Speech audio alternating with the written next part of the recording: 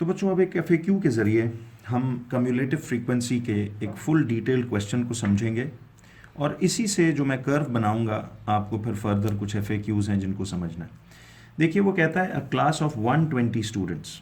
मैंने आपको जैसे बताया था कि ये 120 स्टूडेंट्स की जो अमाउंट है, ये जो भी क्वेश्चन की स्टार्टिंग लाइन में अमाउंट दी होती है, ये गौर कीजिएगा नॉर्मली आपको सिग्मा F ही बता रहा होता है।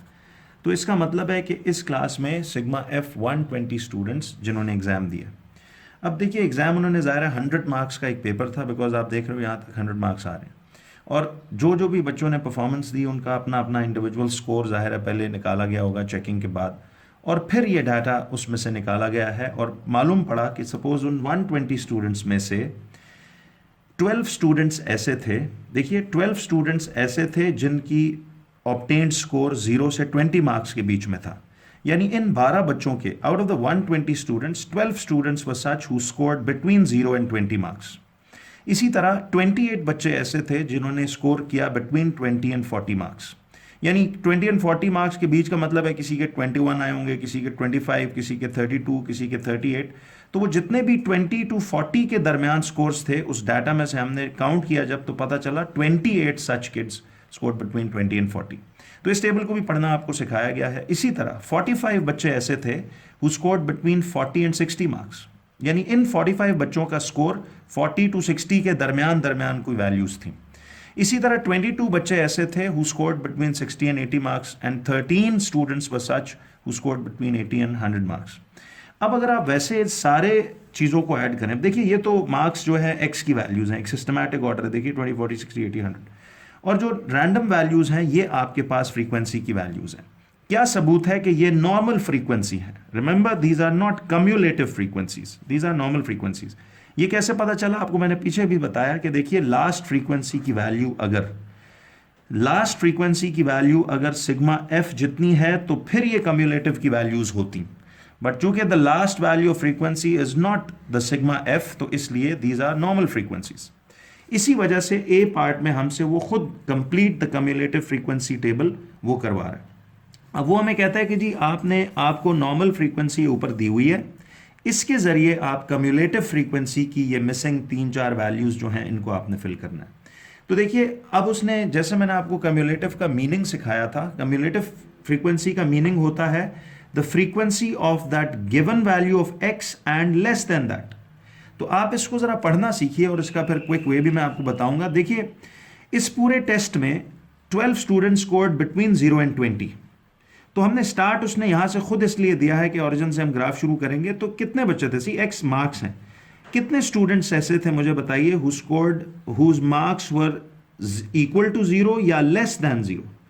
इक्वल टू 0 या लेस दैन 0 में तो 0 बच्चे थे, क्योंकि 0 से कम तो मार्क्स कोई ले ही नहीं रहा। फिर गौर कीजिए कि अब कितने स्टूडेंट्स ऐसे हैं जिनके मार्क्स यानी x को मार्क्स पढ़ें आप, क्योंकि मार्क्स को x कह रहे हैं वो। तो how many students had 20 marks or less than, see less than, x is less than equal to 20 मांग रहा है। यानी वो पूछ रहा है कि कितने बच्चे ऐसे थे जिनके मार्क्स 20 या 20 से कम है।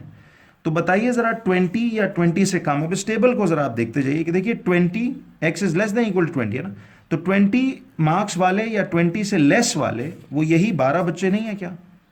इसी तरह अब उसने आगे पूछा how many scored less, x is less than equals to 40, यानी how many students had marks equal to 40 या लेस देन 40। तो गौर कीजिए कि देखिए अब आप ज़रा यहाँ से इसको मैच करना सीखिए कि 20 से 40 मार्क्स के दरमियान 28 बच्चे स्कोर कर रहे हैं। तो 40 मार्क्स और उससे कम का मतलब है कि फिर उसमें ये 40 मार्क्स और उससे कम का मतलब है कि फिर पिछली सारी फ्रीक्वेंसी भी तो लानी है। सी इधर गौर से देखिए, वो कह रहा है कि how many students scored the marks which were equal to या लेस दैन 40। तो 40 या 40 से कम मार्क्स लेने वाले कितने थे? तो 40 या 40 से कम मार्क्स लेने वाले सिर्फ ये 28 स्टूडेंट्स नहीं है, 40 से 20 के दरमियान 28 ये थे और फिर 20 से भी लेसर मार्क्स लेने वाले 12 बच्चे ये थे। तो कम्युलेटिव में आपको अब समझ आई ना कि हमने अब इस दोनों को ऐड अप करना है। तो अब गौर से देखिए कि 28 प्लस 12 जो है वो कितना आएगा, यानी 40 मार्क्स या 40 से 40 मार्क्स या उससे कम मार्क्स लेने वाले, क्या ये 40 और 40 से कम ये पूरा इलाका नहीं बनता? यानी 40 मार्क्स या 40 से कम का मतलब है 0 तक फिर कितनों ने लिए, तो वो 28 स्टूडेंट्स ये वाले और 12 ये वाले, तो कुल मिला के this will be 40 students who scored 40 marks या उससे कम कम। टोटल 40 बच्चे ऐसे थे। सिमिलरली देखिए अब कितने स्टूडेंट्स ऐसे हैं जिन्होंने 60 या 60 से कम मार्क्स स्कोर किए हैं। तो देखिए 40 से 60 के दरमियान मार्क्स स्कोर करने वाले 45 बच्चे ये थे, बट 60 मार्क्स या 60 से कम मार्क्स का मतलब है पूरा पीछे तक जाना है हमने। 60 मार्क्स या उससे कम का मतलब है कि 60 से लेके तो 0 तक कितने लोग हैं। तो फिर उसमें आप गौर कीजिए, देखिए 20, ये जो आपके पास 12 + 28 40 आया, उस 40 में ये 45 भी आप ऐड करेंगे तो आपके पास ये आ जाएगा टोटल 85। तो इसी तरह देखिए अब कितने बच्चे ऐसे थे जिनके मार्क्स 80 या 80 से कम है। तो 80 या 80 से कम का मतलब है 0 तक, तो फिर ये सारी पिछली सारी फ्रीक्वेंसीज ऐड होंगी। तो आप यहां तक तो देखिए 12 + 28 was 40, 40 + 45 was 85, एंड अब 85 + 22, तो आपके पास 85 + 22 वुड बी 107, ये आ जाएगा ऐसे करके। यानी 107 बच्चे टोटल ऐसे थे आउट ऑफ द 120 जिनका मार्क्स 80 या 80 से कम मिलाए कर रहे हैं। एंड लाइकवाइज बच्चों फाइनल देखिए कितने स्टूडेंट्स ऐसे थे जिन्होंने 100 मार्क्स या लेस देन 100 स्कोर किए। तो 100 मार्क्स यानी 80 to 100 मार्क्स के बीच स्कोर करने वाले 13 लोग तो ये हैं, और 100 से लेसर वाले फिर तो 0 तक जा रहे हैं। तो फिर तो हमें सारा ये पिछली फ्रीक्वेंसीज भी ऐड करनी पड़ेंगी। तो आप गौर कीजिए, ये 12 + 20 45 था, ये 85 था, फिर यहाँ तक 107 हो गया, और 107 + 13 आप करेंगे तो ऑब्वियसली आपकी लास्ट कम्युलेटिव फ्रीक्वेंसी की वैल्यू 120 आएगी। और गौर से देखिए बच्चों कि ये 120 वही सिग्मा एफ नहीं है क्या? तो सी दिस इज 120। तो मैंने क्या कहा था कि कम्युलेटिव फ्रीक्वेंसी बिल्कुल सही फिल्ड होगी अगर लास्ट फ्रीक्वेंसी कम्युलेटिव की सिग्मा एफ जितनी निकल आए। अगर इसमें एक आधे डिजिट का भी फर्क होता तो इट मीन्स कुछ गलती आपने की हुई है। तो मैं एक दफ़ा फिर आपको एक क्विक सा रिकॉल दे रहा हूं कि देखिए कम्युलेटिव फ्रीक्वेंसी कहते हैं एक्स की उस गिवन वैल्यू की फ्रीक्वेंसी और उससे लेस सारी फ्रीक्वेंसीज का टोटल सम को कहते हैं कम्युलेटिव। तो गौर कीजिए अब लेस देन 0 मार्क्स तो किसी ने स्कोर नहीं किए थे, तो इसलिए इसने 0 पुट कर दिया था। अब 20 या 20 से कम मार्क्स लेने वाले ये 12 बच्चे हैं, ठीक है। फिर 40 या 40 से कम मार्क्स लेने वाले 28 + 12 ये टोटल 40 बच्चे हैं। फिर 60 या 60 से कम मार्क्स लेने वाले 45 प्लस ये 40 पिछले सारे 85 हो गए। फिर 80 या 80 से कम मार्क्स लेने वाले 22 ये बच्चे और पिछले सारे 85 वो, तो 107 स्टूडेंट्स हो गए। एंड 100 मार्क्स या उससे लेस लेने वाले टोटल 107 13 बच्चे ऐसे हैं जो 82 या 100 मार्क्स ले रहे हैं, और उस लेस देन 100 में तो फिर ये सारे पिछले आते हैं, तो 107 + 13 ये आ गया था। सी अब हमने किया ये कि देखिए 20 या 20 से कम इस 12 को हमने ऐसे कॉपी किया, और फिर 12 में हमने इस 28 को ऐड अप किया 40, फिर 40 में 45 ऐड किया 85 में 22 ऐड किया 107 में 13 ऐड किया, तो ये 120 आपके पास फाइनली आ रहा है। तो ये एक इसकी ज़िगज़ैग एडिशन के फॉर्म में आप कम्युलेटिव को फिलअप करना सीखें। ये अंडरस्टैंडिंग बड़ी ज़रूरी है कि ये आप क्या निकाल रहे हो। तो थोड़ा इसको विजुअल करेंगे, जैसे हम विजुअल टेक्निक्स भी सीखते थे क्लास में, वही काम यहाँ पे भी अप्लाई हो रहा है। अच्छा बच्चों, हमने इधर से ये जो आप देख रहे हो कि क्वेश्चन FAQ जैसे हमने इधर लिखा टेबल में, और ये सारा कम्युलेटिव फ्रीक्वेंसी का कॉलम आपने फिल किया। तो देखिए इसमें अब वो आपको एक क्वेश्चन बी पार्ट में ये बोलेगा कि draw a smooth cumulative frequency curve for the above data।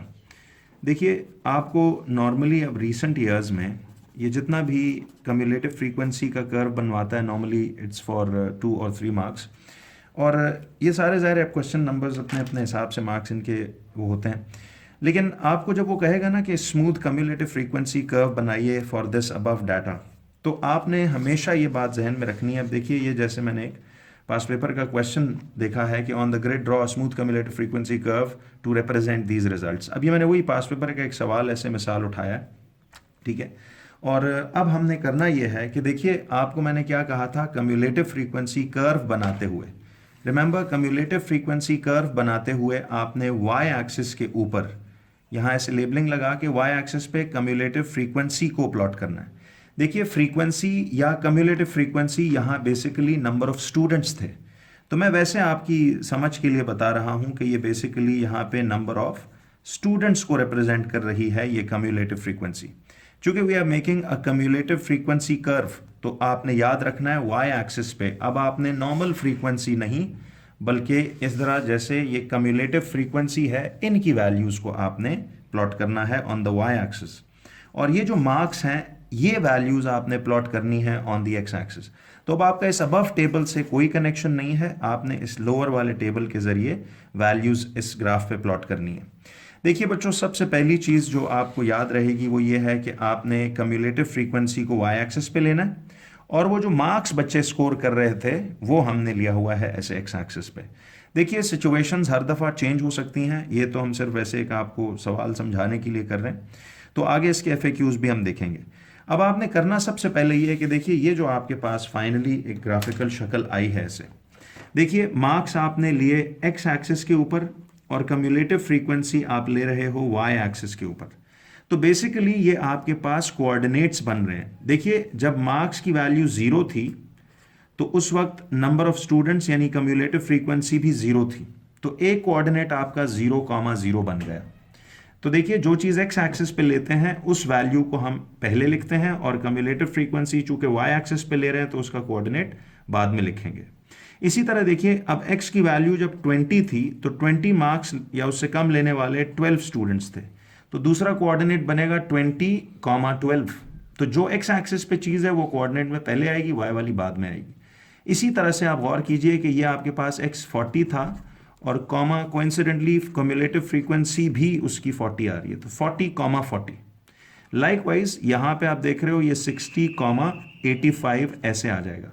Then similarly this is 80,107, 80,107, और फिर आपके पास 100,120। तो ये आप गौर कर रहे हो कि ये सारे के सारे आपके पास बेसिकली कोऑर्डिनेट्स आ गए। थोड़ा सा ये मैसी हो गया है लेकिन इसको हम ऐसे समझ लेते हैं कि ये बेसिकली अब 1 2 3 4 5 6 कोऑर्डिनेट्स हैं। देखिए आपको याद होगा मैंने कहा था कि कर्व्स बनाने के लिए नॉर्मली कोशिश करें कम से कम 6 कोऑर्डिनेट्स होने चाहिए, खैर इधर अवेलेबल भी हैं जितने भी हों।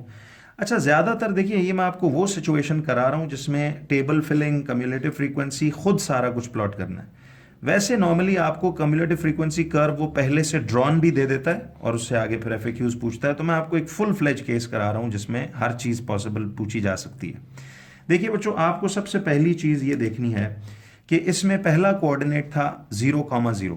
देखिए before you plot the points मैंने आपको एक बड़ी इंपॉर्टेंट बात बताई थी, आई होप आपको याद होगी, कि हमेशा आप कोई भी पॉइंट्स प्लॉट करने से पहले इस एक्स एक्सिस पर भी इस एक छोटे निशान की वैल्यू मालूम कर लें कि यहाँ ये एक डिवीजन कितने मार्क्स को रिप्रेजेंट कर रहा है, यहाँ ये एक डिवीजन कितने मार्क्स को रिप्रेजेंट कर रहा है। और इसी तरह वाई एक्सिस पर भी देख लीजिए कि ये जो एक छोटा सा निशान है ये कितने नंबर ऑफ स्टूडेंट्स को की कम्युलेटिव फ्रीक्वेंसी को रिप्रेजेंट कर रहा है।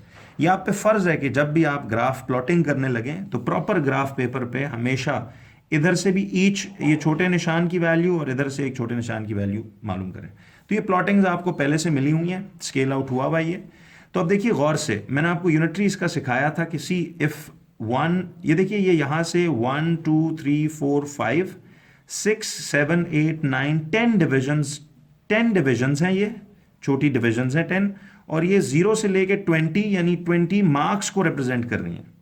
तो देखिए आपने सबसे पहली चीज़ तो ये इधर देखनी थी कि अगर 10 निशान, सी आपको यूनिटरी सिखाया हुआ था इसका कि अगर मैं चलें इधर नीचे कर देता हूँ कि अगर ये 10 डिविजन्स जो हैं, see these 10 divisions smaller once if they represent 20 marks, तो आप गौर कीजिए कि फिर एक छोटा निशान कितने को रिप्रेजेंट करेगा, तो वो आप x मार्क्स करके तो ये आ जाएगा आपके पास 10x इज इक्वल्स टू 20, तो x वुड बी 20/10 यानी 2 मार्क्स ईच डिवीजन आ रही है।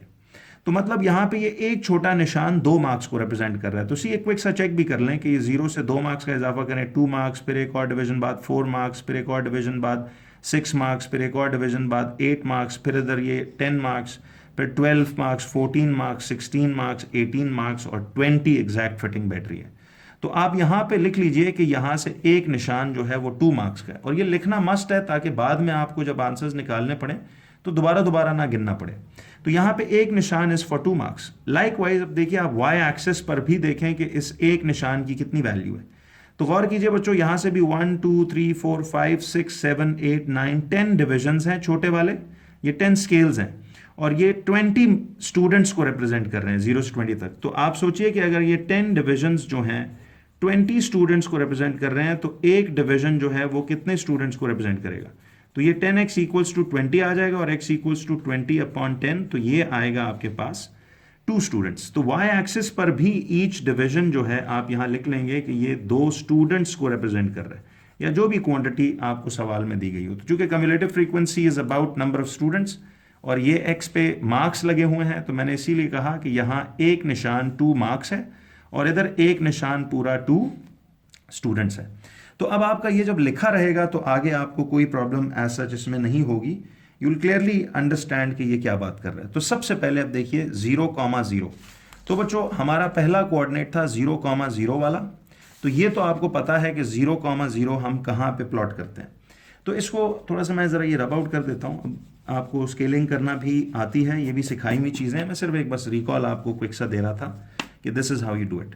अब देखिए ये 0,0 का प्लॉट आप ऐसे करके शार्प, आपको याद है मैंने बताया था कि आपने पॉइंट कैसे लगाना है। Just keep the pencil on that point, थोड़ा सा उसको ऐसे प्रेस कर दें पेज में और फिर उठा लें। थिक पॉइंट या राउंड एंड राउंड नहीं घुमाना इसे, वरना आपके रिजल्ट्स बाद में इफेक्ट होंगे। तो यहाँ से ये 0,0 शार्प सा नुक्ता लगा के उसके गिर्द एक सर्कल आप लगा लें।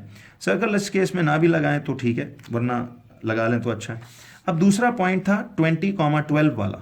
तो देखिए आपको अब पता है कि 20 का x एक्सिस पे और 12 कहाँ लाया करेगा। तो प्रिसाइसली अब आपको पता है कि 1 डिवीजन y एक्सिस पे 2 स्टूडेंट्स है। तो अब देखिए ना, अब यहाँ से 2, 4, 6, 8, 10 और ये 12 आएगा। तो आपको यहाँ से 20,12 का एक शार्प निशान, सी प्रिसाइस एग्जैक्ट जगह पे मैं आपको ये पुट करके दे रहा हूँ कि 20,12 आपका ये पॉइंट आ जाएगा। तो दिस इज हाउ आप पॉइंट्स प्लॉटिंग करेंगे। सिमिलरली अब तीसरा पॉइंट था 40,40 वाला, यानी 40 मार्क्स और 40 कम्युलेटिव फ्रीक्वेंसी है। तो आप 40 के सामने जाके 40 का ये निशान शार्प यूं मार्क कर दें। तो जैसी आप देख भी रहे हो, मैं सिर्फ उस जगह पे पेंसिल रख के दो एक ऐसे करके, तो यहाँ से इसको एक छोटा सा सर्कल लगा दें नीट। तो वहाँ बेसिकली पॉइंट लगाना मकसद नहीं है, थोड़ा सा पेंसिल दबाने का मकसद है। वहाँ पे एक पेनिट्रेशन बने पेज में, ताकि जब पेंसिल उस पेनिट्रेशन से गुजरे तो आपको डेप्थ फील होता है बाकायदा। सिमिलरली देखिए अब अगला पॉइंट है 60,85। तो गौर से देखिए 60 तो यहाँ पे मार्क्स हैं और 85 कम्युलेटिव फ्रीक्वेंसी है। तो आप देख सकते हो कि दिस इज 80, फिर ये 82, चूंकि हर एक निशान 2 स्टूडेंट्स के लिए है, तो फिर ये 82, 84 और 86 है ना। तो 84 और 86 के एग्जैक्ट दरमियान में आपने ऐसे शार्प सा पॉइंट लगा के पेंसिल उठा लेना है और इसे इनसर्कल कर देना। सिमिलरली अब देखिए अगला पॉइंट है 80,107।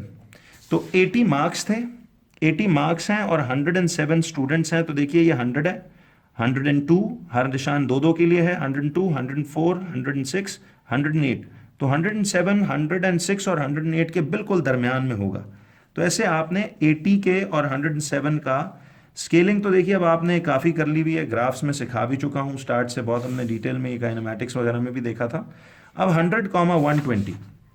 तो देखिए ये आपके पास 100 आ रहा है और 120 इधर से आ रहा है। तो ये आपके पास अल्टीमेट शार्प सा नुक्ता यूं आ गया।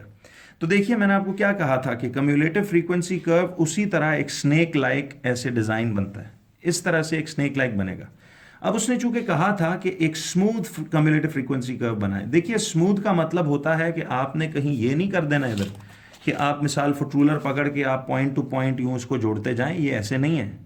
कम्युलेटिव फ्रीक्वेंसी कर्व जो है आपने बनाते वक्त एक स्मूथ फ्री हैंड कर्व बनानी है। तो एक स्मूथ सी curve through all these points आपने यूं ज्वाइन कर देना है। तो देखिए मैंने आपको इसके मुख्तलिफ तरीके बताए थे कि अगर आप एक राइट हैंडेड हैं तो फिर तो खैर आपकी ये मर्जी, अब ये प्रैक्टिस से ही चीज़ें ठीक हो सकती हैं। तो आपने बेसिकली इनको यूं यहाँ से ज्वाइन करना है। तो सी एक स्मूथ कर्व अगर हम बनाएं तो ये स्मूथ कर्व इस तरह से यूं जा रही है और आपने शेडिंग नहीं करनी, कोशिश करें एक ही स्ट्रोक लगे शार्प पेंसिल का, और फ्री हैंड कर्व ये होनी चाहिए। तो ये आप बना लेंगे ऐसे करके और यहाँ से आप यूं जाएंगे और फिर इस पॉइंट को यूं ज्वाइन अप करेंगे। तो ये एक स्मूथ सी कर्व आपकी ये बन जाएगी। आई होप आपको ये वीडियो में विजिबल भी है कि यहाँ से हम एक स्मूथ फ्री हैंड कर्व बनाएंगे।